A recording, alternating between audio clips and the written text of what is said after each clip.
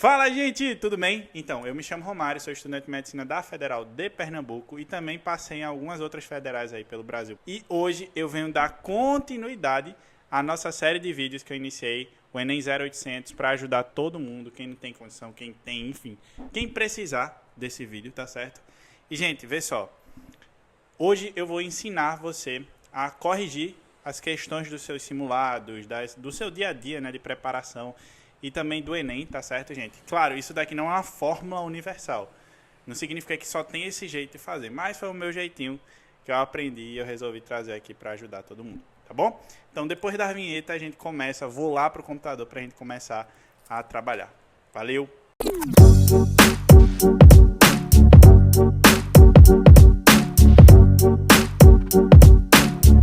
Fala, gente, tudo bem? Então, começando nosso vídeo explicando aqui para vocês como é que a gente corrige as questões, né, nos simulados, enfim, trabalhando exatamente nessa lógica do rapel, beleza? Então, vamos diretamente, sem enrolação, com objetivo, cafezinho na mão e fé no coração, né, como sempre, e vamos lá, beleza? Ó, vê só, gente. Eu preparei esse slide. Vou ficar olhando um pouquinho para cima aqui, porque tá na tela da TV aqui. Aí eu vou acompanhando, tá bom? Mas é isso.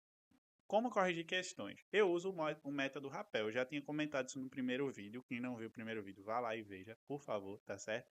Quem quiser já me segue aqui no Instagram, romario.moura1. Mas o que é que acontece, tá, gente? Eu uso o rapel. O que é isso, gente?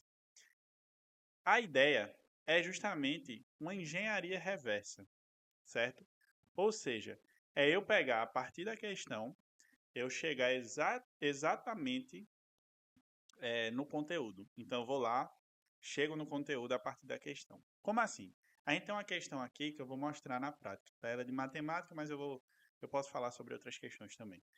Mas o que acontece? Eu vou, faço a questão, vamos supor que eu errei. Eu vou mostrar o método aqui, mas vamos supor que eu errei. O que é que eu errei? Sei lá, eu fiz uma questão de ecologia. Eu errei a questão de ecologia. O que é que eu errei em ecologia? Eu errei relações ecológicas. Mas quais relações ecológicas? Eu estou errando muito mutualismo, que eu não sei o que é. Eu estou errando muito amensalismo, porque eu não faço ideia do que é comensalismo, que eu não sei o que é. Então, assim, você vai entendendo isso, certo? E a partir disso, você vai lá e eu vou estudar o que é amensalismo, o que é mutualismo, que é, entendeu? Então, você entende as relações e aí você estuda aquele conteúdo. Mas, ó, você também vai perceber que você sabe, por exemplo, sei lá, dentro da ecologia você sabe o que é um corredor ecológico, mas você não sabe o que é o processo de especiação. Então, você vai entendendo o que você sabe e o que você não sabe. Você vai investindo principalmente no que você não sabe. Beleza? Essa é a ideia base do método Rapel, da engenharia reversa. Isso lhe poupa tempo, isso lhe mostra o que você precisa ver. Lembra do que eu falei? As questões, elas lhe mostram, é um diagnóstico, os simulados são diagnósticos, as questões são diagnósticos, elas mostram onde é que está o defeito, o que você precisa melhorar.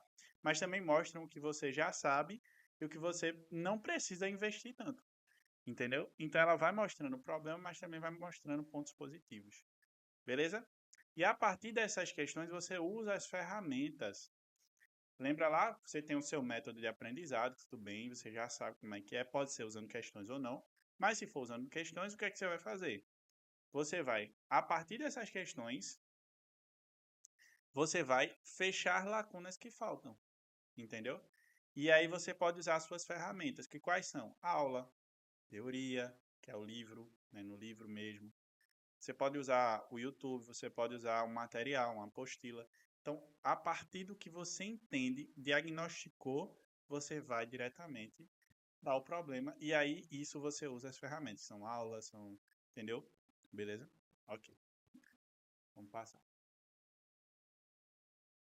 Seja honesto. Não é sobre quantidade de questões, mas sobre aprender de fato aquele padrão e aquele conteúdo abordado.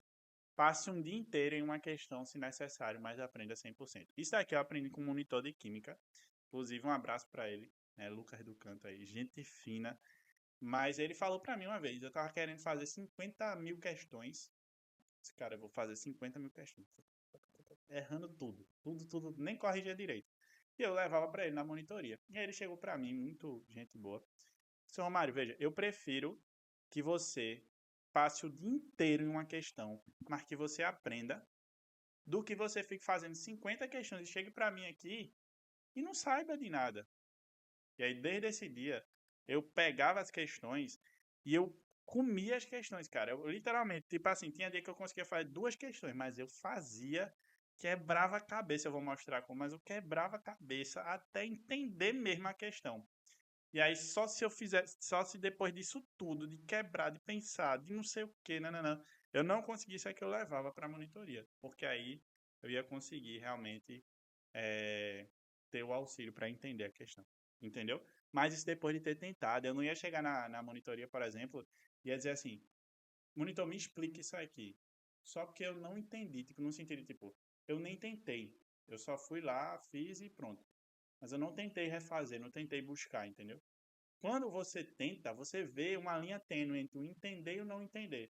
Você fica naquele limite ali. E aí, quando você chega no monitor, ele só vai virar a chave, entendeu? E aí você vai lembrar da questão, que esse é o principal objetivo. Você vai lembrar da questão, você vai lembrar, você vai entender o mecanismo da questão. Então, por exemplo, se você passa o dia fazendo uma questão de média, moda e mediana, se você entende aquele mecanismo, você não vai precisar mais ficar investindo esse tempo da próxima vez. Então, você entendeu uma questão, por exemplo, das 44. Amanhã você vai entender, por exemplo, 2 questões das 45, né? Então você vai ficar com 43 questões para aprender. 42, 41, até que você entende a maioria da prova. E aí o seu índice de acerto aumenta, porque você está entendendo as questões. Então, o ser honesto é nesse sentido. Beleza? Ok. Mas como eu corrijo em si? Vê só, eu separei aqui, eu vou ler para a gente ir cada um devagarzinho pela metodologia. Primeiro passo é tentar sem ver a resposta. Como assim? Vamos lá, eu vou pegar a questão logo aqui, porque a gente já olha ela. Beleza, peguei essa questãozinha de matemática que ela deve estar pequena, eu vou ler. A loja de materiais de construção vende 2 tipos de caixas d'água, tipo A e tipo B. Ambas têm formato cilíndrico e possuem o mesmo volume. E a altura da caixa d'água do tipo B é igual a 25% da altura da caixa d'água do tipo A. Se, no caso, SR denota o raio da caixa d'água do tipo A, então o raio da caixa d'água do tipo B é. Vê, eu não peguei essa questão ainda, tá? Eu devo ter resolvido na época do Enem, mas eu não peguei para testar aqui. Eu acho que inclusive ela é adaptada, eu não lembro. Isso daqui tá do site do Só Exercícios, beleza? Beleza, o que eu vou fazer primeiro? Eu vou tentar resolver ela. Resolver mesmo, tipo, tá, porque uma loja de materiais de construção vende 2 tipos de caixa d'água, tipo A, tipo B, nananã. O que é raio, cara? O raio é isso. O raio é isso aqui, né? Tem um. Eu lembro do raio da bicicleta, tem isso. Ah, beleza. Mas o que é que ele quer na questão? O que é que ele quer em si? Ele quer o raio da caixa d'água do tipo B. Mas para eu saber o raio da caixa do tipo B, eu preciso do quê? Por exemplo, do raio da caixa d'água do tipo A. Porque tem uma relação que une eles. Aonde? É SR. E onde é que eles se ligam? Lá nos 25%. Tô dando um exemplo, tá, gente? Isso aqui é um exemplo. A altura é em comum. Então você vai destacando isso e vai tentando resolver. Vixe, nunca vi essa questão. Desisto. Pulo. Não. Tenta, cara. Tenta. Tá, beleza. Tentei. Cheguei numa resposta.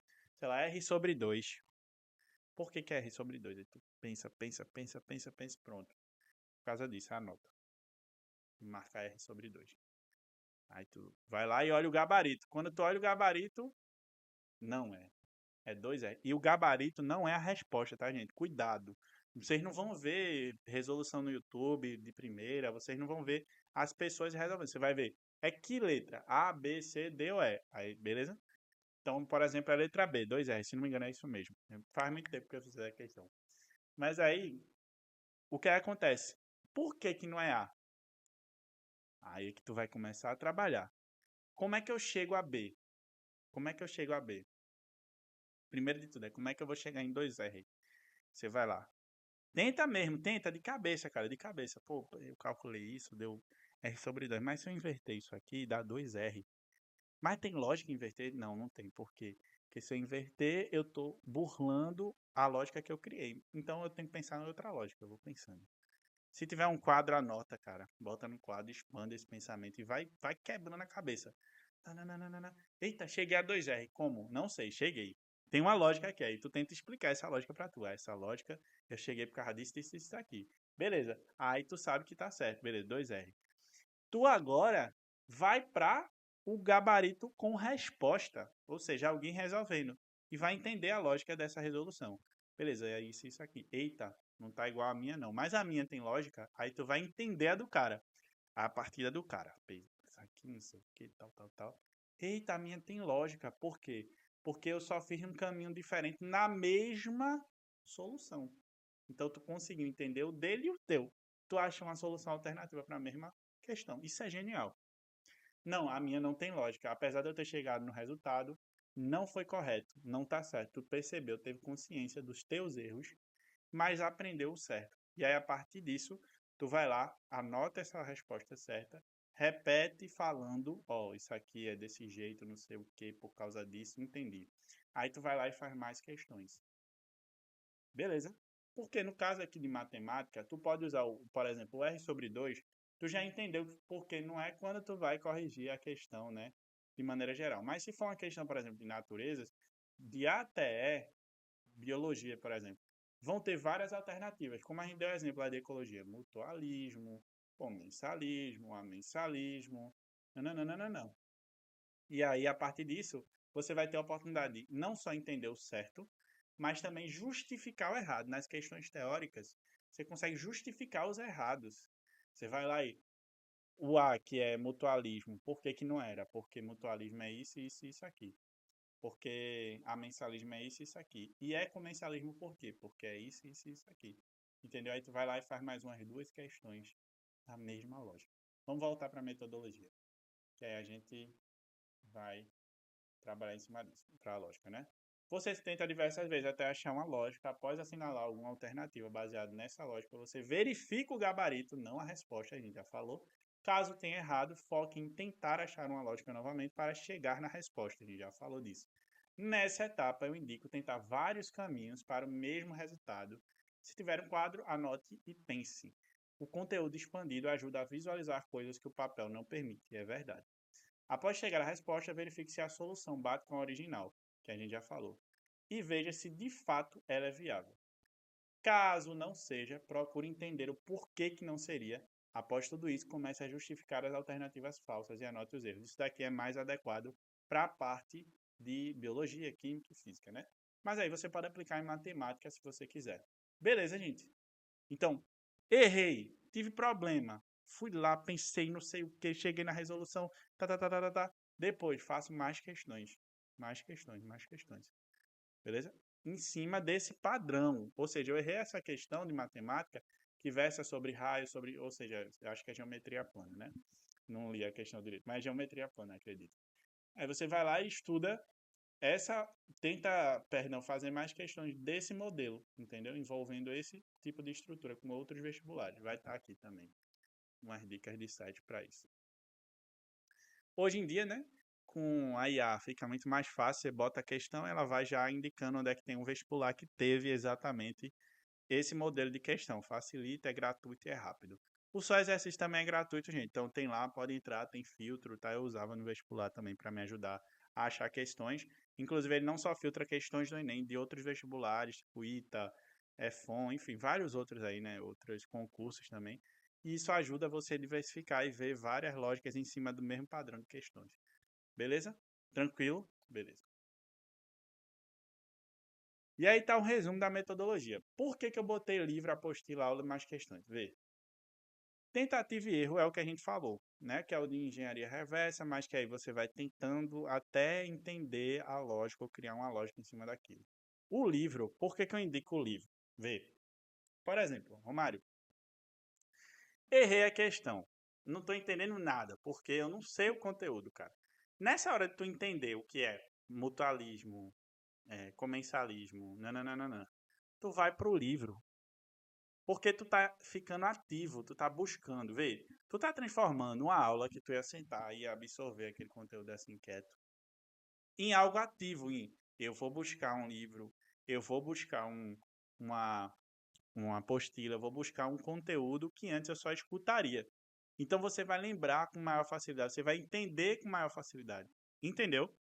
Beleza. Aí, foi pro livro, investigou, deu uma lida, anota, tá, gente? Anota.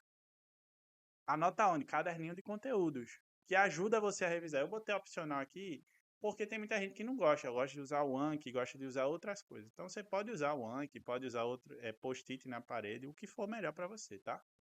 Mas eu gostava muito dos caderninhos que eu revisava diariamente. Eu nunca esquecia das coisas, né? No sentido do que eu errei, certo? Aí eu usava livro, apostila e posteriormente eu ia para aula. Por quê, gente? Porque imagina, tu teve a questão, tu pensou pra caramba na questão, tu pensou pra caramba no livro, procurou, pesquisou, apostila. Então, quando fez mais questões, no caso, foi pra aula, né?